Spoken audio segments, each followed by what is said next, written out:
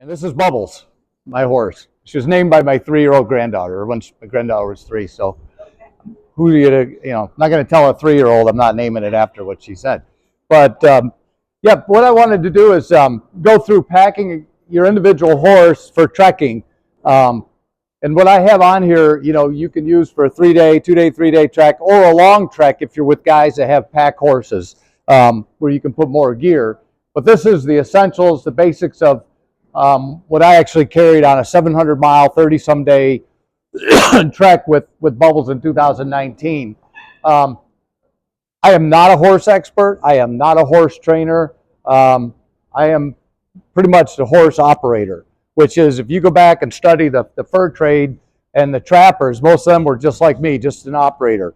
You have to keep in mind that the fur trappers that came west all came from the east. And yes, the horse is a primary mode of transportation, but not everybody trained them, not everybody broke them, not everybody made tack and things like that. So what I have on here is all hand-sewn, historically correct gear that I have worked with just through trial and error and riding to figure out what works on my horse and what works for me and the basics of what I need. I'm set up right now for probably this kind of weather, kind of temperate weather. If you wanted to step it up a notch, I would add underneath her saddle, there's a saddle pad and then a 3/4 blanket saddle pad over that. You could add another full wool blanket over top of that in the wintertime to saddle up, and you're still not going to be super comfortable. But on one horse, that's about all you can do. Horses can carry, they say, 20% of their body weight. So Bubbles here is about 1,100 pounds. So technically about 220 pounds would be quote unquote max load on her. I'm 180 of that. So that leaves me 40 pounds of gear. Now that's a rough estimate. These guys are athletes. When you're getting ready to do long treks and long rides, like I did the 700 miles, you start off at 5 miles a day for a week, then you bump up to 10 miles and 15 and 20 to the point where her and I were doing 30 to 35 miles a day, which was good because on that trek we did 30 plus miles a day. And once she gets built up like that, she's a Mustang out of the Kiger herd, the Pacific Northwest. Very, very muscular, very good stamina, very strong horses. And I had, probably much more than 20% on her right now. And then I don't even have the canteens filled with water. But she did remarkably well. But as long as you train your horse and you build up their stamina, just like an athlete, they can handle that weight. But starting on, the first thing about loading a horse, whether it's your individual critter or a pack horse, is your load has to be symmetrical. Has to be even on both sides. If you don't, it's just, I've one time found myself under there because in a winter trek with extra blankets and stuff, it wasn't symmetrical. And I had to get off from under there and reload her and get it back all centered the right way. Because otherwise, when they move and do things, it's just gonna shift and come off. It's the same with a pack horse. When we did that ride, we weighed the pack bags every single morning because as you eat food and use things, your weights change. And we weighed them. They have to be within a pound, of each other on each side to keep it balanced. So with her, what she set up for was the long ride that I did, which was basically my personal gear, a little bit of food, which I'll get into. The main food was in a pack horse, but you always have 2 to 3 days in your bag or something you could sustain or subsistence on for 2 to 3 days in case you get separated, okay? And I have barely enough to do that without shooting some kind of game animal.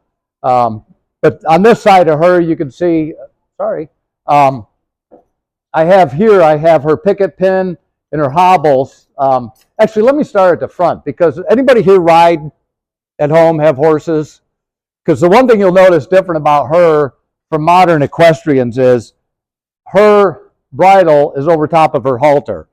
Most people that ride modern today, they're saddling up in a barn, they take the halter off, they put the bridle on, they go ride, they come back to the stall, they take the bridle off, put the halter on, and lead them to the pasture or whatever. When you're out in the wild, you have to have the halter on all the time with this rope. Because if you stop to rest and to graze her and you want to take the bridle off, you don't need to be looking for your halter to put it on if there's some kind of scent or grizzly bear scent or something that spooks her, she's gone. And she'll go back the way she came until she can't run anymore. So you always want to leave your halter on underneath your bridle. The bridle is hand sewn. That was made by a good friend of mine. It's an 1825 bridle, and underneath is a halter. That's an 1825 to 1830 military style halter on her. And then the only thing that's not period correct on this whole setup is her bit. But I know what I'm doing with living history. She doesn't know what the hell year it is. And you don't want to put a bit in her mouth that she's not used to, because you want to be historically accurate. You know, you want to use the bit that they're trained on, so you make sure you always have control. I have a period correct 1840s bit from a company called Smith Worthing that's still in business today, that started in business before Washington was president. And they verified to me that it's an 1840 bit. But it's a curb bit, not what she's trained on. She's trained on a snaffle, so that's what she gets, right, sweetie? So up top, most handy right off the bat is the weapon. You got to have that handy so you can get it out, and it's either in this little sleeve or it's across my lap. Riding in Wyoming, we have lots of herds of wild Mustangs. Unfortunately, you have to keep a loaded firearm, because if a stallion comes into the herd and tries to cut out a mirror or something, you only have one option, which is, you know, you're going to end up eating that stallion, because you're going to have to take them out, because they'll just mess up your herd and go crazy. Then on top of that, the next things that are handy for me is water, okay? And here's a trial and error. I started off several years ago when I first got her, and I had one gallon canteen. You're still working. And I put that canteen on, and the problem is a gallon of water is like 12 pounds or something, I don't know, but 8 pounds. And when it's on one side, pulling down in the saddle, the foot on this side is pushing down on the stirrup to balance that weight out. And it is super uncomfortable. And after about an hour, I went back to the house and ditched that one, and then bought 2 half-gallon canteens so I could balance the load on the saddle. Yes. So I have those on there. And then underneath that, the last thing I would get to during the day is going to be her picket rope, picket pin. That's not the side they want to see, sweetie. Come on. Come on. Come on. Okay. Is the picket pin and the hobbles to picket her out at night. So there's a period correct hand forged pin that's on the edge of death. And then in the wild, she gets the hobbles on both front feet and pinned to the ground so you don't lose her when you're sleeping. Here, if you notice, she's out here. I put them both on one leg because there's nothing here to scare her. And both these horses, actually, both nights we've been here so far, we've gotten up in the middle of the night to check them, and they've both been laying down sleeping, and that's a good sign that they're comfortable. So these are simple roller buckles and just thick leather, fashioned after a fur trade era set of hobbles. So that's underneath at the bottom of everything that you need. And still on the front of the horse, this is a rain cloth, an oilcloth rain cloth. Something got in my throat. So if it starts raining when you're riding, you can pull this over your gear. And then under here, when I get to it, I also have an oilcloth poncho. You know, this will protect your saddle and all your other gear. And when you have your poncho on, of course, it all runs off to the sides, and that stays on the saddle all the time. And that's very effective. And at night, when you take the saddle off, you know, you can put your gear on top of the saddle, your food bags, and cover with that cloth and have another protective layer. On the back, the top item is a brain tan coat, Métis coat, which is pretty much ineffective for any kind of warmth or water protection, but it is what we call mosquito armor. That does, it'll keep the mosquitoes off you, it'll keep the wind off you, and it's a good, you know, fair weather coat. That's on top, so you can get at that. The very next thing is what you want to be able to get at in a hurry, like yesterday when it rains, which is your poncho, rain poncho. So you can throw that on immediately, get off, take this off, retie it, throw that back, put your poncho on, and then remount, and you're waterproof. And that's my mouthy little dog out there. He's having withdrawal since I'm not there. And that also, so your poncho, and then under there is a wool poncho, and this is, you know, basically the only blanket I have other than the 2 saddle blankets, which I would sleep on. This is a pull over the head, fur trade a poncho, nice wool blanket, and it'll keep you kind of sort of warm at night as long as you have a good fire. And then the last thing is just an oilcloth tarp that's like 7 feet long and 4 feet wide. That's your ground cloth that goes down on the ground. You open it up, then you have your blanket, and then your rain poncho. You open that up and right on top of you, and so you're just basically a sandwich. Oilcloth, you, blanket, oilcloth, and you just sleep flat on the ground. And that's all I carried for 95 days to sleep in. On the horse, in the saddlebags, come on, do-si-do, sweetie. Come on, do-si-do. Whoa, okay. On this side of the saddlebags, this is what I like to refer to as my working side. This is the things in here that I want to get at readily because I mount and dismount from the left side. I want to have the stuff in here that I need.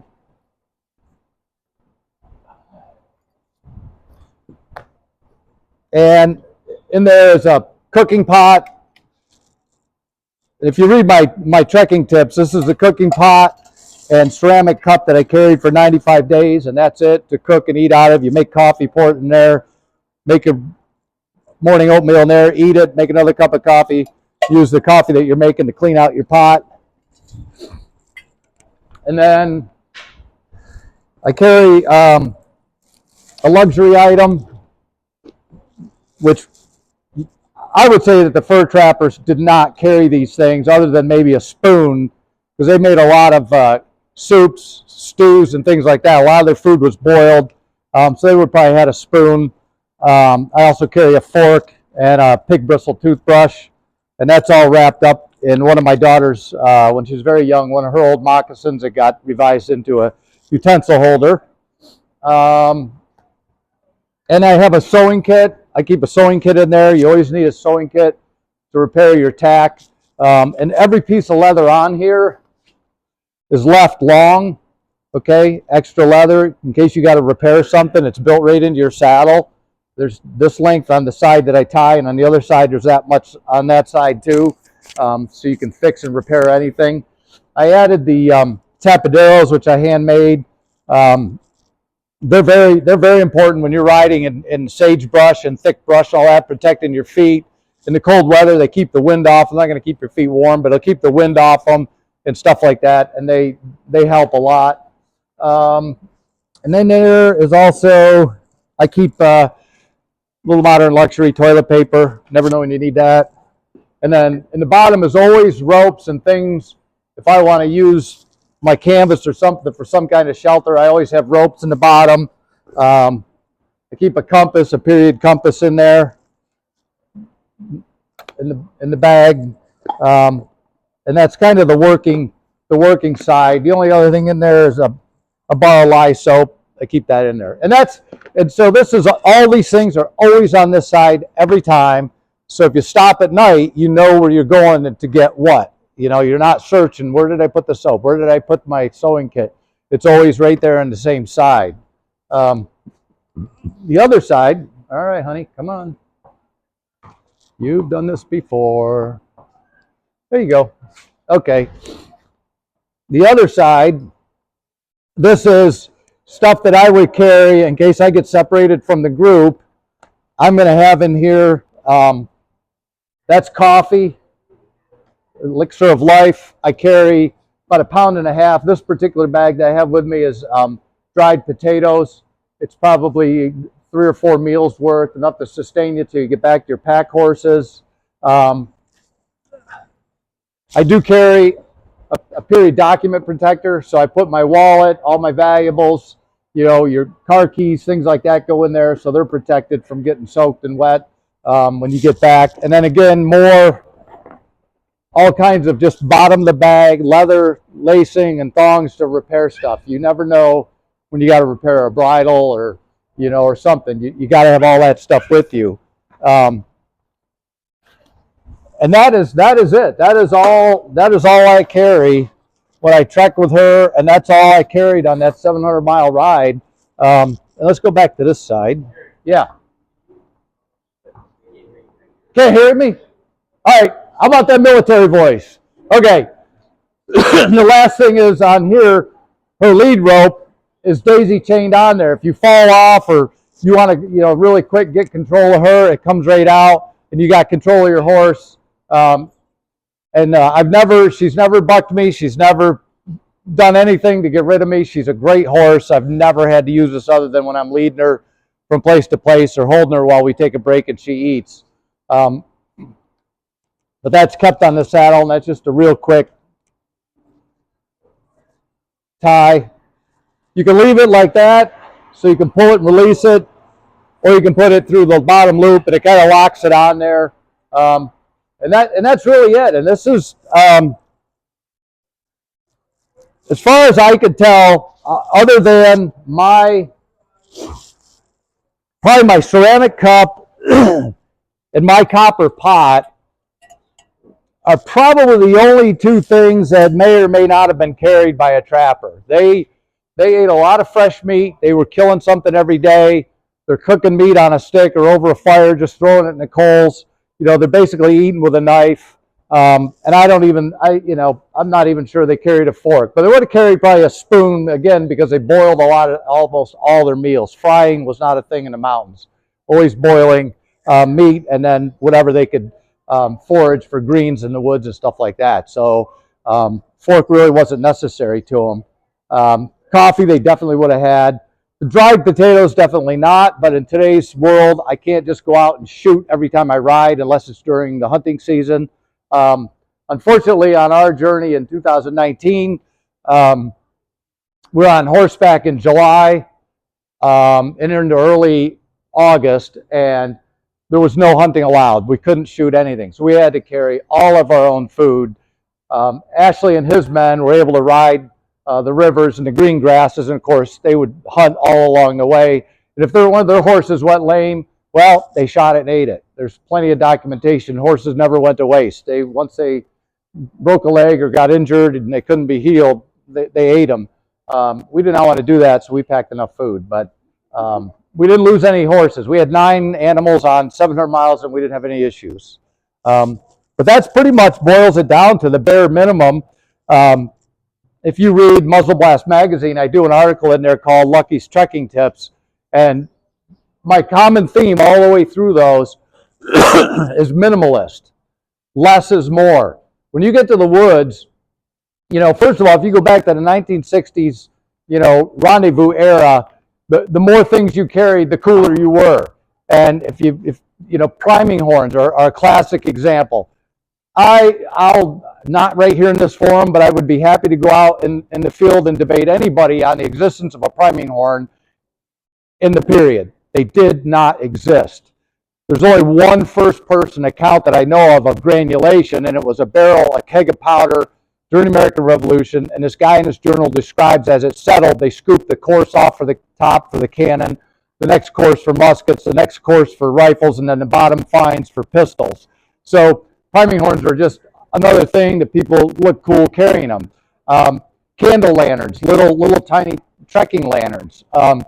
Absolutely, positively not necessary. When you're traveling by horse and you have to stop about an hour before sunset because you need to get your horses picketed, you need to find grass, you need to water them, you need to get them ready for the night before you do anything for yourself. It's all about the horse. Without the horse, you're walking a long ways in Wyoming in the heat without a horse. So you have the daylight to get her settled, to get her fed and watered, and then you can sit down, you build your fire, you eat your food. And that fire, if you do a teepee fire, has more light than any little trekking lantern that you're ever going to get to do any sewing or repairs. And I did plenty of sewing and repairs along the way. So I'm not going to lie. I bought stuff when I got into this. And most of it is sitting on a shelf. I take it to events and I sell it, and this is all I need. And the less you have and the more efficient you are when you're trekking, the more fun you have. If you're unpacking this, unpacking that, and you got to pack it all back up, you're not focused on being out there with your horse. You're not focused on the scenery. You're not focused on your companion that you're riding with. You're just focused on all that gear. It's really not necessary. 95 days, that's what I lived out of. And at the end of the 95 days, you know, the biggest thought I had is, oh my God, I got to return to society. You know, you get used to living with very little and enjoying the woods. And it just makes it so much more relaxing and fun when you're just very simple. Because at the end of the day, you just want to sit down and relax and eat a meal and, you know, not account for all this gear. And then, you know, and all this gear, I can pack this up in the pitch of night and know where everything is, you know, and I get up the next day, I can dismount and I know exactly where my cooking pot is. I know where my coffee is. I know where my food is. I know where everything is. And it's always the same thing, always in the same place every single time. And that's about it, other than, you know, we don't take any grain when I ride. You just got to find grass and water. And she does just fine on it. At the end of that 700 miles, the other 5 guys all wanted to buy her because she's a Mustang. She knows what to eat. She didn't lose a lot of weight. She had good stamina, and she's just a great horse. But you have to take care of the horse first.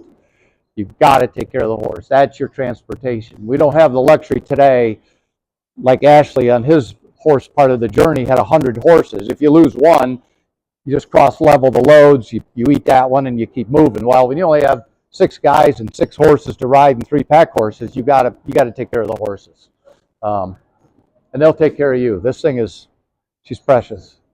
So, pending any questions? Yes, ma'am. What do you wear on yourself? Okay, so good question. This is what I wear every time I go to the woods. So, on the right side is always a horn and a bag. This is a St. Louis style buffalo horn. This is one I took on the journey that was gifted to me by the maker. And then a beaver tail bag. These are not possible bags. You don't put everything possible in them. 1960s Rendezvous. This is a hunting bag. This is a shooting bag. The most that they would put in them in the day, this one's empty because I had transferred it all to my other bag for deer season, but the most they put into their bag was, you know, shot, ball, patching material, maybe some spare flints. It was bare minimum. And you know, today we being the big group of us, we like to carry fancy stuff. There was no fashion in any of this in the American Revolution fur trade area. This is all, these were actually called, your bag, your horn, your knife, and your hawk were called hunting tools. That's all they were, is tools. They were very simple, very pragmatic, just for survival in the woods. They didn't have fancy, you know, quill work bags and knife sheaths and all that. It was all just hunting tools, bare minimum carried in them. This one's actually a little low. This one should be riding up a little higher. Okay, so when you're on foot running or riding your horse, your arm goes over your horn, over your bag, and holds it down so you don't lose everything. I see a lot of guys, they have them all the way down here and they bend over to reach in their bag. That's always up here, always up very high. Riding her, you know, across the open ground, you know, this is probably a little low because I had this set up to go over a capote, but I would even adjust this up even higher to keep everything from flopping around. And then I have a neck knife, which I made some 25 years ago, which I carry, which is pretty handy. A belt knife. Another thing a lot of people like to carry during the American Revolution is different. American Revolution, you had to have fighting implements to be in the military or militia. So you needed a knife, a hawk, you know, a gun, and all that. Fur trade era, not so much. The biggest waste of time in any camp is cutting firewood. Absolute waste of energy, risk of getting hurt. I don't never carry a hatchet on her or when I'm trekking. All you can do is gather your wood, put it on the fire, burn it in half, and then keep feeding it in, or feed the ends in and keep burning it. I see so many guys leave events to go to the hospital to get stitches from cutting firewood in their hand or their leg, and I'm like, what are you doing? Just burn it, you know? It's energy. You know, you can be focused on cooking, or you can be focused on just sitting back, smoking your pipe and relaxing, but you're burning energy chopping firewood. So I carry this hog leg, which I hand forged out of an 1800s buggy spring, and that's just kind of a working knife. You can hear the hilt rattles. It's sharp, and I just I use that for cutting tent pegs and things like that. If I'm putting up some kind of lean-to with my shelters, and then back here is a fire starting kit, which I carry with a striker, flint, and then char cloth. That always stays on my person. And then, of course, the pipe and the sunglasses, which these are called Washington glasses, which go back to Revolution. They have the side shields. And for me, I'm very sensitive to the light. They're imperative. And when you're on the river and the water and the glare, they're great. And then on my feet, I have just some simple spurs, which I don't really need them for her. I've used them once in the 8 years I've owned her. That's in the story's in my book, but I'll tell you why. We got to a place called Pacific Springs, which was a stop on the California Trail, the Oregon Trail, the Mormon Trail, the Pony Express Trail, where people would stop, graze their cattle, their horses, and they would take a break. Unfortunately, a large number of people died of cholera there, so it was a very bad location, but we stopped there. And as we were riding out in the grassy area, we're letting the horses all graze, and we're all sitting on top, and me and my trail partner passing a pipe back and forth talking, and I happen to look down, and the sod is rolling like waves, and that's called a fen. And what happens is that groundwater from the spring gets underneath, and it lifts it up. And so we're in the middle, so you either go back or you go forward, so we all just decided we'd split off and just go forward.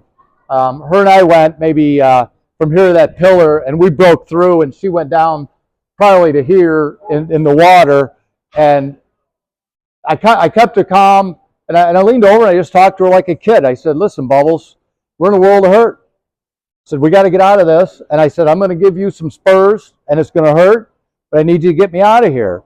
And she kind of looked back at me like, okay, look forward. And I said, you ready? And I hit her with the spurs, and she just leapt out about 3 leaps and got out of it. And that's the only time I've ever used them on her. You just don't, I don't need them, because she's a good horse. Yeah. So that's the only other thing. And then the moccasins. And then this is called a wallet. And in there I carry a spare folding knife. I carry a tin for modern medicine. And then I have a comb for my hair.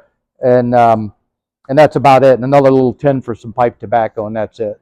And you're wearing the clothes Yep. you have on hold. Yep. When we did the trip on the horseback part, there were 6 of us. We laid out all our gear, and then we went through and we picked through it. And we threw stuff back in the trailer that we didn't need. And then one of the guys, Dixon Barner, was my size. So we took one shirt for him and I for a spare. And then we each had a second set of footwear. So I had another set of moccasins. And we each had another pair of some kind of pants or knee breeches with leggings or something in case you blow out your pants.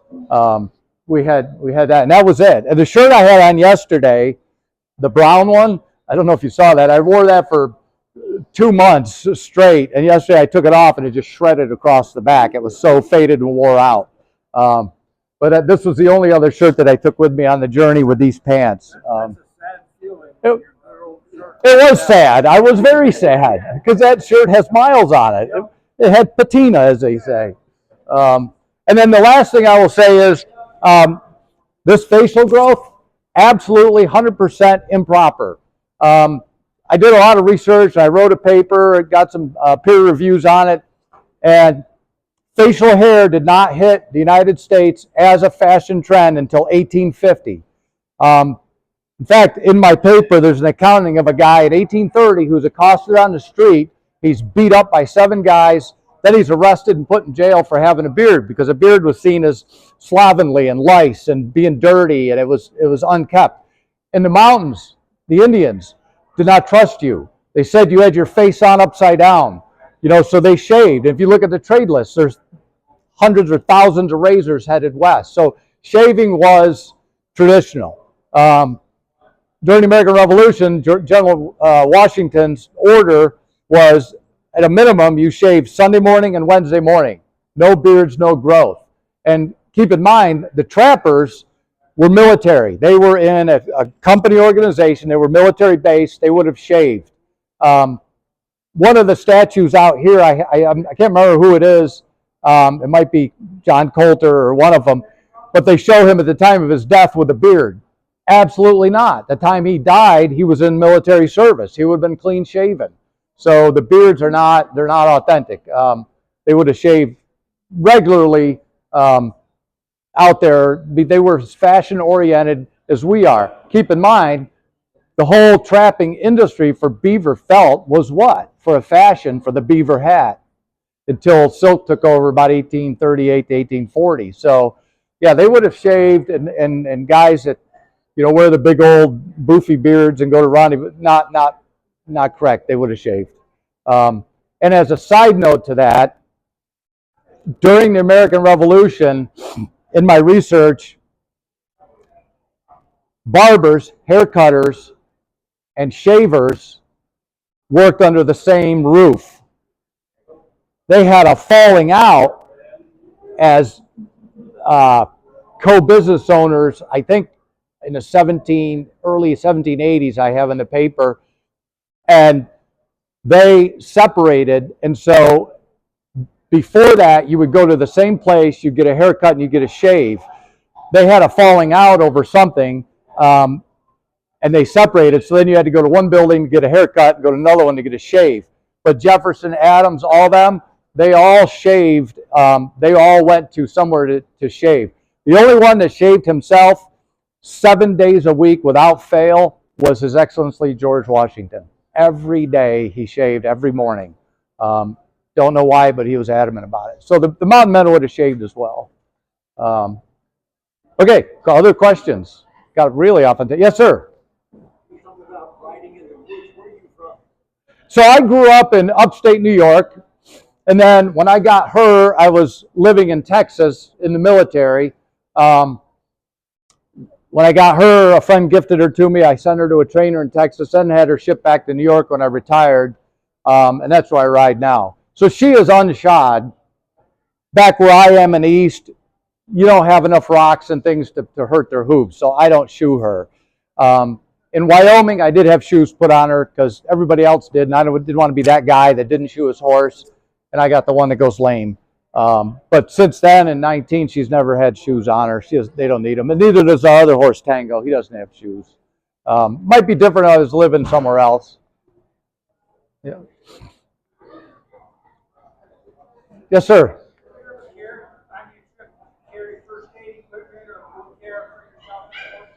Yes. So during our 95-day Ashley's return trip, there was two things that were modern that we carried. Well, three that we carried. One was a first aid kit. So we actually didn't carry it on the horseback part because one of the riders with us, Dixon Varner, is a veterinarian, and he's literally in the Veterinarian Hall of Fame. He's the nation's leading equine stallion geneticist, and so he had his surgical kit for the horses, which he could do surgery on us. So he had everything in his vet bag. Then when he left and we did the water portions, we did carry a modern first aid kit because none of us are doctors, and I guess we could have pulled out the sewing kit and sucked it up and sewed somebody up, but that's painful. So we did carry a first aid kit. We also had to carry, but only used for logistical coordinations, was a cell phone. As we closed in at the end of the ride, we didn't know when we were going to get there, so we had to call our friends who flew from Indiana to Montana to pick up the horses and take them back. And then the third thing we carried, a beacon. So every night we turned the beacon on, and it sent my wife and Jack's wife a 10-digit grid coordinate so they knew where we were every single night. Because if something happens and you need to get medical attention in, a helicopter, ambulance, or something, they would know our last known location, and that's where rescue could start from every single day. And then you're only within whatever you can ride in a day of a horse. They would find us instantly, or get a medevac in immediately if we needed something. 95 days on the trail, 2 meals a day. We probably started at 200 fires, 2 a day, with flint and steel. and not one of us even cut our finger with a knife in camp. We never opened a first aid kit. That's just luck. What's that? I know. Now I'm going to drop my knife tonight on my way back. Yes, sir. You make a lot of fires. Yes. Assuming you would need a lot of charcoal, right? Yes.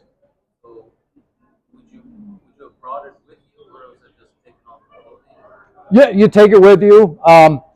Before you go on a trek, every guy or gal in your trek maxes out on char cloth in your fire starting kit.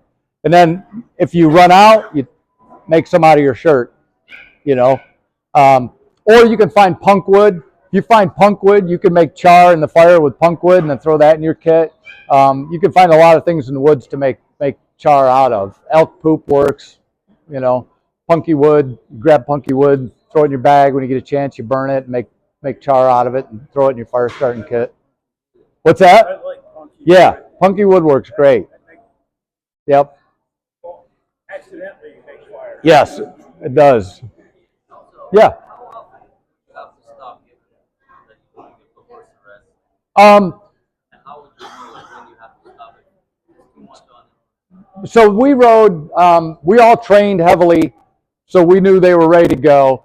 We stopped at lunchtime to let them graze, and then we would eat a bag of mixed nuts and dried fruit and let them graze for about an hour, and then keep riding. And then about 2 hours from sunset, you start looking for grass.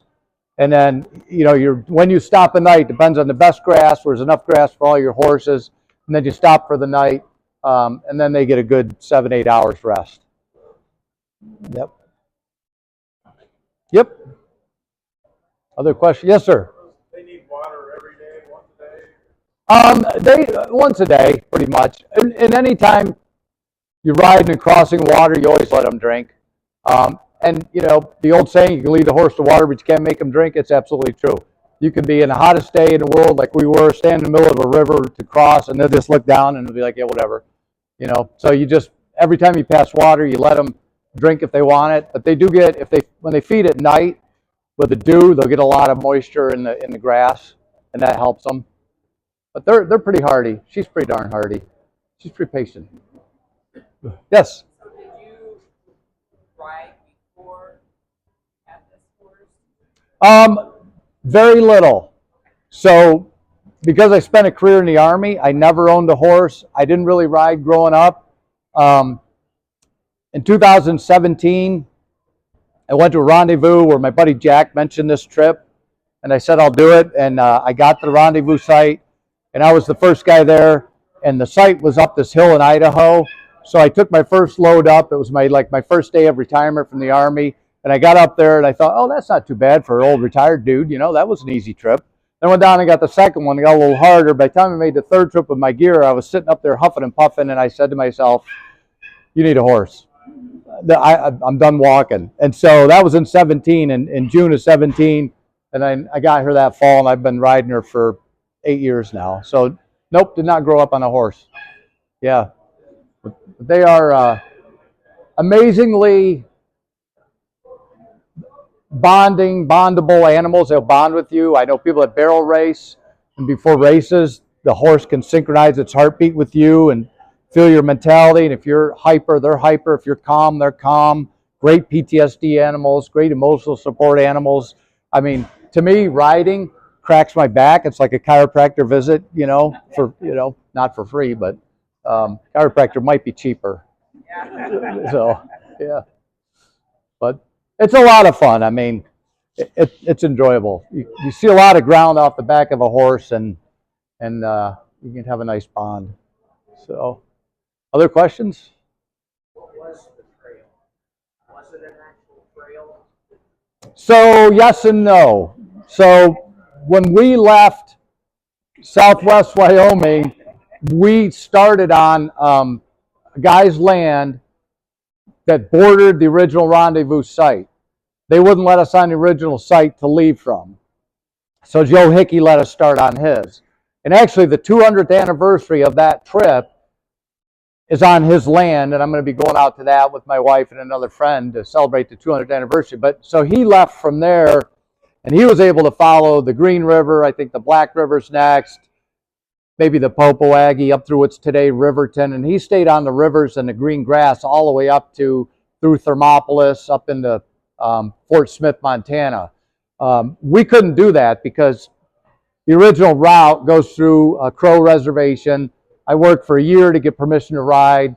By the time I figured out and got a hold of the person that could give me the permission, she was no longer the person. They hadn't had elections, and so we couldn't ride the original route. So we ended up going further east through the Red Desert, which was miserable. They had water, but it was really nasty. And we, the humans, we went 2 days with zero water, and it was just like the Westerns, the dried cracked lips, and you're just all like riding along like, when is this going to end? Just shoot me now, And finally we got water. So we had a little harder route because we had to go further east through the Red Desert than Ashley did. But then the rest of the journey is all exactly the Bighorn River to Yellowstone River to the Missouri River on the keelboat. The only thing we had to cut out of the Missouri River is upstream there's 5 dams and lakes.